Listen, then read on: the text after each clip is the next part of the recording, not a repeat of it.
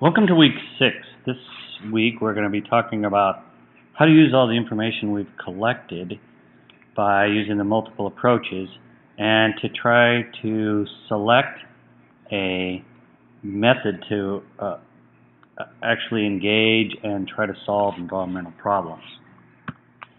So, just as an overview of what I'm going to talk about today, we're going to review the 5 approaches we've used to study environmental problems, how we're going to capture the information from all those methods, very different types of information, try to bring them together, and also how to bring in information, if possible, from other stakeholders and experts. And then we can analyze these for the knowledge, the control, and the values. This is going to really be sort of the bulk of what we're talking about today. And then I'm going to use an example of, after we've analyzed the knowledge, control, and values, that where scenarios might be a major step, and then just make some concluding remarks. So the approaches that we've used up to date in the first half of the course were, we looked at patterns of complex behaviors on the landscape or with time. We studied stock and flow systems, how to simplify the problem down into a system of reservoirs and flows between those reservoirs. And we used the network approach, which helped us understand connectivity, resilience. And then just last week we talked about risk and uncertainty and the games matrix for making decisions. So I want to explain what I mean by examples of different information. So when we looked at food webs from both stock and flow and network views, we saw that the stock and flow was very good at coming up with a statement of mass balance, how much energy, how much food, that sort of thing, just like it would be for a reservoir, how much water flows in, how much water flows out. The network was very good for understanding sort of overall network behavior. In particular, resilience was something that would be very hard to capture with stock and flow. Not impossible, but hard. But it's just something you look for, like the compensatory response and resilience. It's just something that's right out there in your face when you study something as a network. Sometimes the information was really complementary. So in patterns, we talked about what's the pattern of unlimited population growth versus limited population growth. And then in stock and flow, we looked at positive feedback versus negative feedback, or stock limitation. So we're really looking at the same sort of phenomena, but we use different ways to discuss it. And then just last week in games and uncertainty, we saw that there's uncertainty in what happens in natural events, and there's 3 sources of uncertainty. But in the games view, we could really boil that down to just a very simple way to make a decision that we call the games against nature approach, where you don't know what's going to happen in the natural world. There might be some catastrophe or not, and what are your choices, and then what would be the possible outcomes. So the way we're going to do this is we're going to generate narratives. Those are just simply a story or multiple stories that describe the environmental problem. And in my research, I use this, a rich narrative, just a description of everything that I know about the problem. And those could be something like a verbal or description or written out. They could be drawings, a sketch of the problem, or they could be somebody's interpretive drawing. We use maps a lot to put where both certain resources are, certain objects are, but also in Nicaragua they had people from different generations draw a map of how they saw the watershed. It was very interesting what they put in and what they didn't, what were the major landmarks, what weren't. This is part of the narrative. And then of course we use models. We could use network model, stock and flow model, a model for uncertainty. We can use all these different models that really they are also descriptions. And then more and more people are using videos to capture the verbal stories, and we use this to interview a variety of stakeholders in Nicaragua, and talking about trees and water, and you just capture information you wouldn't be able to get at very easily otherwise. So the point here is to capture all the information possible and don't start from some answer that is going to eliminate some lines of information. So you want to capture as much as possible. I mean, within a reasonable amount. It has to be relevant. But don't just start with an answer and try to reconfirm your own biases. So we have a process to capture multiple perspectives and local experts, and I'm just going to walk through this because excuse me, it starts with observe and gather information on your own. This is a really important step. You have to understand and know something about the system before you can even study it any further. Then you choose a few of the approaches and create narratives starting with that. There might be a storyline that you come up about how a stock and flow system describes a watershed. There might be a storyline about how risk and uncertainty describes the watershed. At the same time, you can collect descriptions from stakeholders or local experts, people who have information there. And it's really not your job to decide who's right and wrong at this point, but you can just bring in information from people.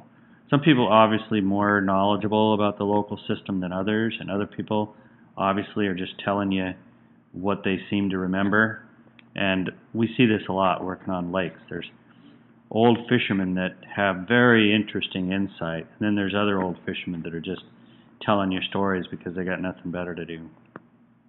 Okay, so once you have all that information in some form, then you want to analyze what's the overlap. What is the information that everybody sort of agrees on? What are the types of information that are reinforcing? And then also identify what are the particular sources of conflict between those, or what are the pieces of information that are ambiguous or contradictory. And then in most natural systems that we're going to be dealing with later, we're going to talk about how we bring that into adaptive management. Right now we're just trying to get to this stage of creating the narrative, and then we're going to analyze it for what knowledge we have, what control we have, and how the values are playing out. So, going back to chapter 1, we talked about problem typology, and in that problem typology we had on the left box here, we had whether there's a value alignment or a value conflict, and that's really either between the individuals and the community, or it could be between different groups, such as when you have a environmental justice issue. It's because one group is paying more of the cost of the damage than another group. And then what's the information available? Either there's plenty of information to go ahead, or you're going to need more information. And when we did that, we saw 4 types of problems. A simple problem that can be addressed with regulations, a common pool problem that we need to use institutions to address, and this is what we saw when we, if you do the tragedy of the commons, you set up institutions to negotiate the commons, use of the commons. And then if you're really just lacking information but everybody agrees, that's an information problem. You need more research before you go ahead. And then finally, a wicked problem is where you're lacking information. There's actual uncertainty in the problem statement and in the answers, and there's some sort of value conflict. And plus, in these cases, that conflict between the individual and the community, or different pieces of the community, that is going to be negotiated out as you get more information. So a wicked problem really is values are very important, and as you get more information, you're going to be changing your the value landscape is going to be changing. So often an entrepreneurial approach where there's some sort of market for the solution is very valuable, because that is a process. The market is a process of reaching that negotiation. Now, just for management strategies, and this comes from the Department of Interior Handbook on adaptive management, we can look at situations where we have high control or low control, and often this is a function of scale, that we can have high control on a small project, and once it gets to be too big, you have low control. So it's not necessarily the type of project per se, but it could be just scale. And then again, this vertical part of the table is, do you have sufficient knowledge or is there uncertainty? And if you have high control and lots of knowledge about it, then you just go into optimal project management. That was the point of the intro video this time, which is, if you know the answer, well, then you can optimize. You can set up some regulations. You can set up a project that leads toward that. If you have enough information to define what the problem is, but you really can't control the particular aspects of it, then you might have to diversify your approaches. And a case of this is where you just you might want to treat a lake with a variety of processes, putting in some marsh, doing some lake treatment, treating upland water supply, because you really don't have control so much of what happens in the lake, but you can apply these smaller projects, and in some they'll add up to some major improvement. Now, if you have high control and uncertainty, so you do have control of the situation, then you can go into this process of scientific adaptive management. And this is a very rigorous process by which you need to take management actions that are well enough crafted that they actually decrease the uncertainty in future actions. So you have to be able to control the particular management actions. And then if you have low control and a lot of uncertainty, really the best you're going to be able to do is to try to push the problem forward by starting with scenarios, and those scenarios have a lot to do with acknowledging different worldviews. We're going to see this in just a second. So I collapsed those two tables that have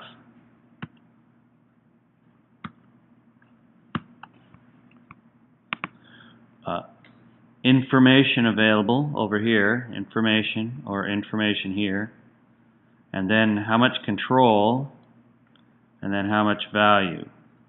What's the value? Is there a value conflict?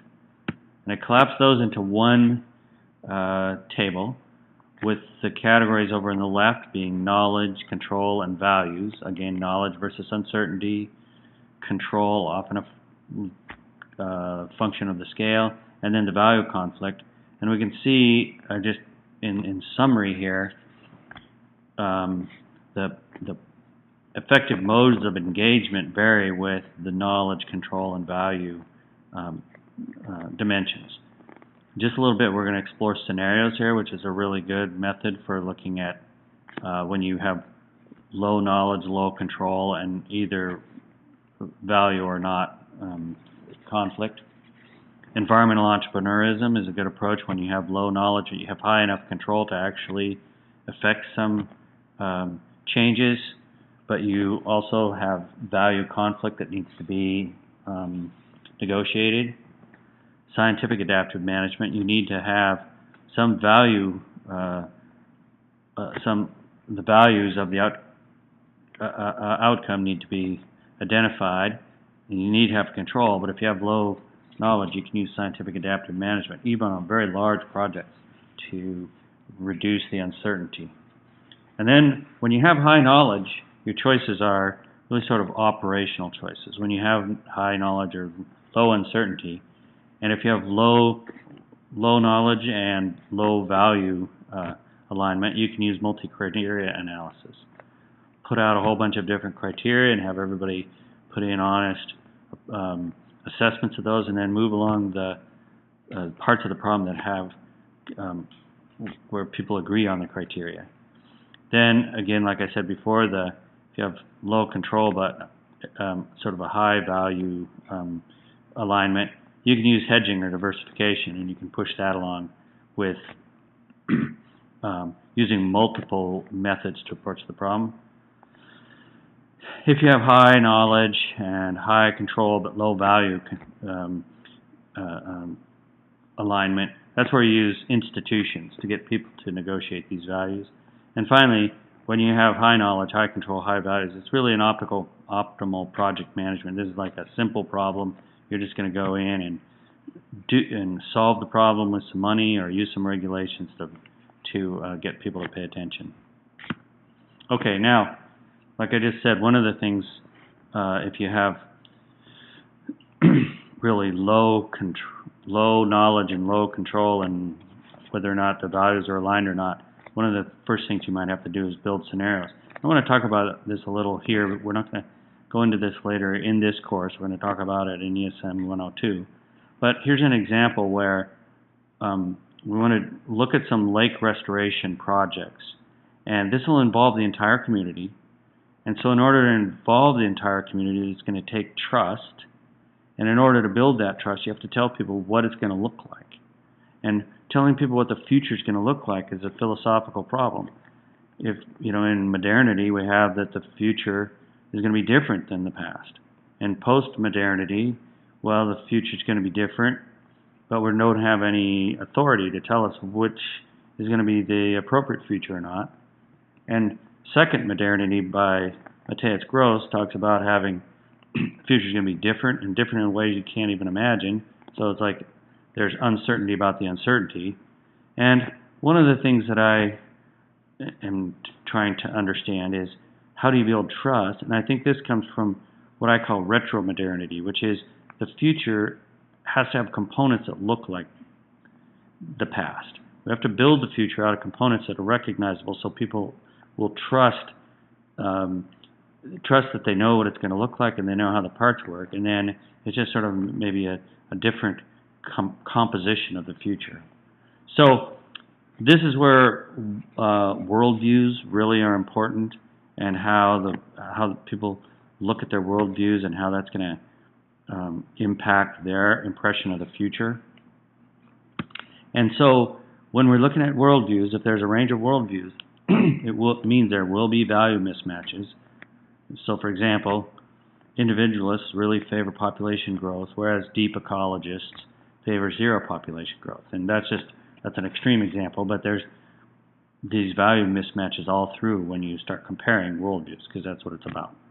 So as environmental scientists, managers, public involved in environmental problems, it's not our job to solve these debates. We're not getting in the middle of these value debates. What we are doing is saying, given that there is a mismatch of values, which projects and what type of approach should we use? So here's an example I did. I got together with an artist. This was a lot of fun, and I had looked at how different worldviews might envision the future of the south shore of Klamath Lake, Upper Klamath Lake. And the individualists, these are people who believe in free market economy and that the market will take care of most things and that innovation will take care of energy and environmental problems.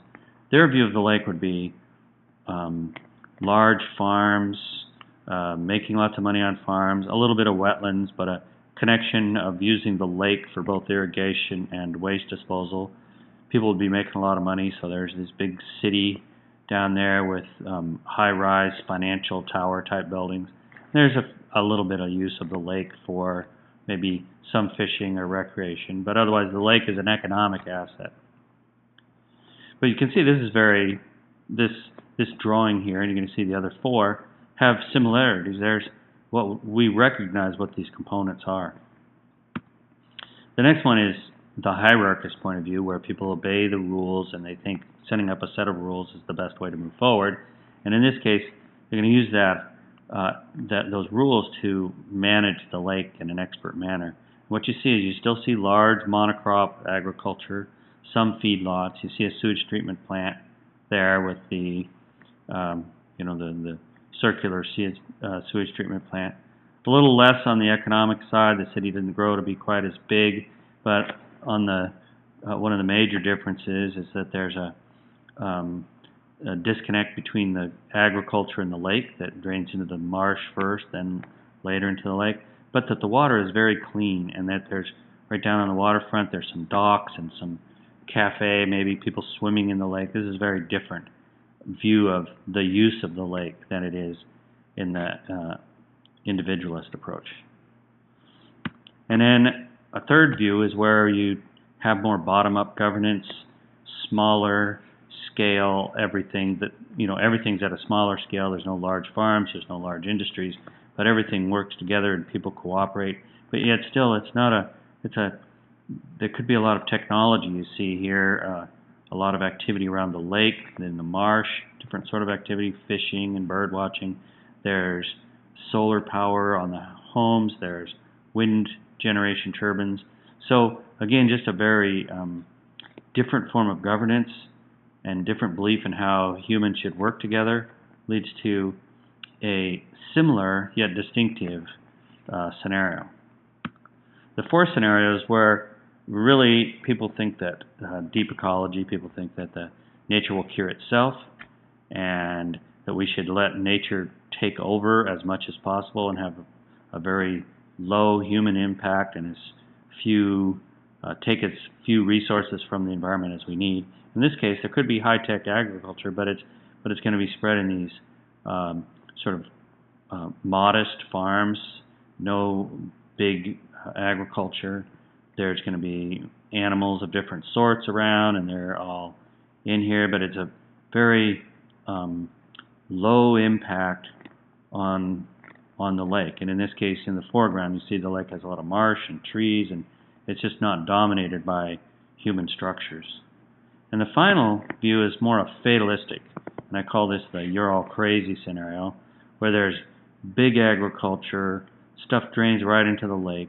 If you can make money off it, make money off it. This is sort of the current situation, but just don't plan on that there's going to be any sort of rules that people follow. Don't plan that the economy is going to help you out through the individuals. Don't plan that ecology is going to do anything for you. Just do it on your own. And in this case, what you see is if you're successful, you have a big home and a big fence, and if you're not so successful, you have a smaller home and smaller fences. And also you see just this sort of armoring against the elements. The lakeshore is instead of it being a sandy beach and a marsh, it's an armored lakefront, and it's probably cemented in. There's gates everywhere, and people are being controlled sort of by force rather than by governance structures or abiding with ecology. So these 5 scenarios really show each one of them has a ring of truth to it. You could see, oh yeah, I see that. The future could be like that. And I know what those structures are, and then it's just sort of a modification of different types of structure. So this is the value of using the scenarios. Gets a discussion going, has people talking about it. They can see that as being a reasonable future. They can explore some of the ideas, and then how would they get from one possible future to another possible future. If you think you're going down the road toward this fatalist future, what do you have to change in order to move over toward a hierarchist or egalitarian type future? Okay, so in conclusions, the multiple perspectives that we spent the first 5 weeks on are going to provide us with a range of different types of information. That's an important piece here. And we can use that information to choose how we engage with solving the problem. And we'll do that by trying to understand the amount of knowledge we need yet, how much we have, or the uncertainty, how much control we actually have over manipulations and potential operations in that particular problem. And then, are there value mismatches between either individuals in the community or between parts of the community? And once we have that understanding, our range of options can become much more focused, and we can start talking about very specific ways to effectively engage in solving environmental problems.